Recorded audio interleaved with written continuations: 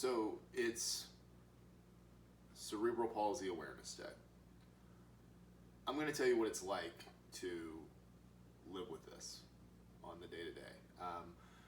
Before we get into that, though, when you're dealing with it, this is caused by a lack of oxygen at birth. When there's a lack of oxygen, you're dealing with brain damage. Now, when you're dealing with brain damage,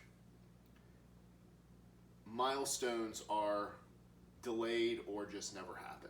So each time that someone reaches a milestone, it is both a miracle and a differentiator, because there are many people that are have the same condition, cerebral palsy, that aren't going to be able to do what that person can do. Now, clear distinction though, because you're able to hit milestones, you're not doing things for those other people. Because if you know people not just with CP, but anyone that has a disability, they don't want things done for them.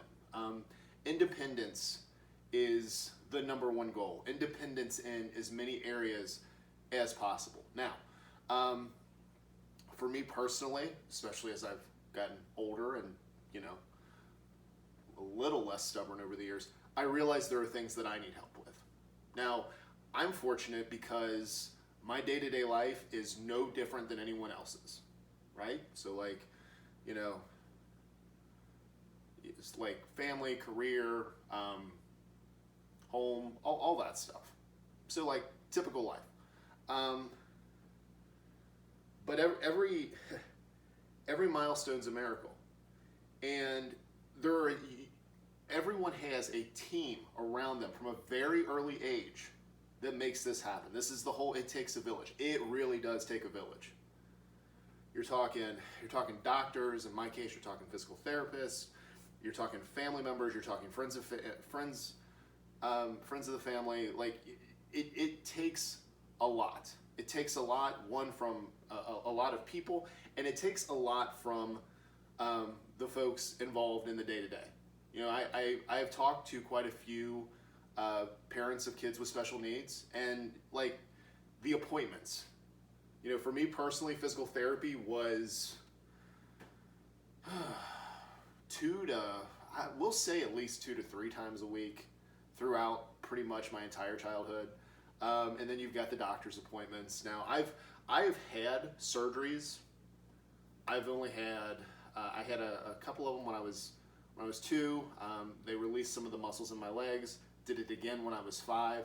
And honestly, within the next year, I'm probably going to have one of those procedures done again. So it's ongoing. It's not just something. It's definitely not something that you completely just grow out of. But the thing is, having this, you appreciate, your situation, the score,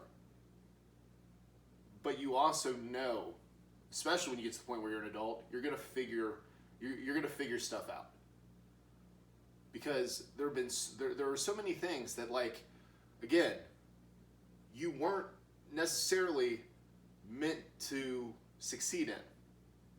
The number one is life. I mean, you're talking about, again, in my case, and most of the folks with CP that I talk to, you're born premature. You may not survive that. Many don't. So again, if the first moments of your life are a miracle, everything else is a bonus, right? You then learn to do things at your own pace. I didn't walk until I was 2 years old. I did. I don't know I don't know exactly when I started speaking. I know I was probably a little late on that as well. I've made up for that over the course of time, of course. But yeah, I mean, and this is why, I've told you guys before, this is why I always felt behind in life. Because I literally was behind in all these benchmarks. But what you realize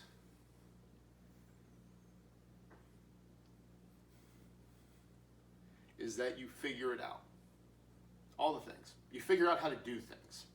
You figure out how, okay, I can walk. Can I run? It's not going to look like the way anybody else runs, but can I run? Cool, I can run. Okay, physically, can I do the workouts? Can I lift things? Do I have the coordination to do the movements? What do I need to do to make sure that I can do this stuff as comfortably as possible? Okay, so like with the workouts, you see how I'm dressed now. Like it's funny, I do these videos like first thing in the morning for you guys. I'm literally dressed to work out, and then I do a video. Now today, I'm over here, and you can see I'm like, I got hat on, got my socks on and stuff. I'm literally going to be stretching after I get done with this video, and while this is uploading, I'm going to be stretching because that's how I start my day. I have to. Otherwise, my body's going to it's going to tighten up. I'm going to be in pain pretty much from the hips down for sure, probably up into my back. So there's things that you have to do to make sure your body can do the stuff that you're able to do. And I realize there's so many people that have CP. They can't talk. They don't have the mobility. They can't walk. I get it. And see, that's another thing. If I was to actually sit and think, the working out, I'm not talking about on the daily, I don't want to work out today. Just do your workout. Don't talk yourself out of it. There's a difference. If your body needs rest, you absolutely need to rest it. But your mental tug of war, if I don't want to work out today, give me a break. Just do your workout. If you feel up to if you physically feel up to doing it, just do it. I mean, seriously. So just being able to do that stuff in a way to where it's as comfortable as it's going to be. Okay. So that's a lot of stretching. That's a lot of, listening to my body throughout the stuff that I'm doing, not pushing it too far, which by the way, that still happens with me sometimes. I get inflammation and I get a lot of overuse injuries, but what I'm trying to get better at is when I start to notice them slowing down. And cause see, that's another thing with me is when I do feel like I'm working with and against my body at the same time. So anytime that I actually complete something that is somewhat challenging, I'm I win again. It's a constant I'm not going to let this thing get the best of me. But at the same time, what I have to realize, and this is hard sometimes, is that I have to work with this.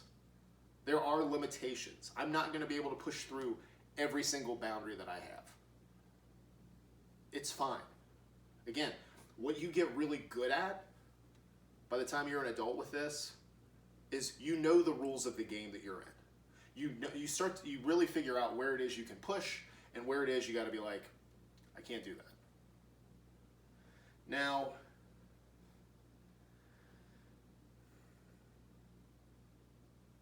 on the mental side of things, it's really interesting because I have delays. I have delays in my speech sometimes. My brain moves super fast. And I do wonder, if I didn't have this, how fast would it move? Would it be even faster? Is this where parts of my brain are now overcompensating for the parts that are underperforming or not performing at all? I don't, things move really fast up here. But, I'm very fortunate to where cognitively, I'm solid. Speech is one. CP affects speech for a lot of folks. Some can't speak, some it slurs their speech. I was very fortunate on that. Again, I told you guys this before, I'm so fortunate where this thing really affects, you can see, the entire lower part of my body, okay? And the left side of my body, this part here is not affected. This is the selfie angle, right? This is the picture, this is all that. But the thing is, living with this, you figure out a way. You have a level of resilience that you're literally born with because you have to have it. And, I'm very thankful for the things that I'm able to do. I'm very thankful for the people that are around me. I'm very thankful for all of this. I won't lose perspective on that ever. I really, and as especially, since I became an adult, and because I didn't do this much as a kid either, I don't wish for a, normal body. This is what I have. I've been able to work with it pretty well. I will continue to do that. I will do what I need to do to make sure that it holds up as best it can. I am who I am. And what I've really figured out, and this is recent, probably since I started really talking about this stuff more, is that CP, it doesn't define me, right? Like there's a lot of other parts to me. But what it does do is it has given me a level of appreciation and a level of empathy I don't know if I would have otherwise. I don't know. So I can appreciate what CP actually does for me as an individual. I'm just doing what I can, like in all areas. And it's funny because I've told you guys before, when I go out and this is always gonna be the case. When I go out into day-to-day life and people see me face to face, 90% of them are cool. There's always that 1 out of 10 that wants to stare. And I don't mind, the questions of curiosity, I actually welcome. I don't care if it's a kid, I don't care if it's an adult. How else are you going to learn if you don't ask questions, right? Which, by the way, if you guys ever have questions on CP, just ask them. I'm happy to answer. You're not going to offend me. Just ask them. But I will get the gasps, I will get the gawks, I will get the stares. And it's funny because I've gotten to the point now where I can look that person in the eye and have a smile on my face, sometimes genuine compassion. I'm not quite 100% on that yet, but what I do have is genuine confidence. And that confidence is, you're looking at me like this right now, you may even be pitying me. You have no idea how strong I am and what it's taken to get here.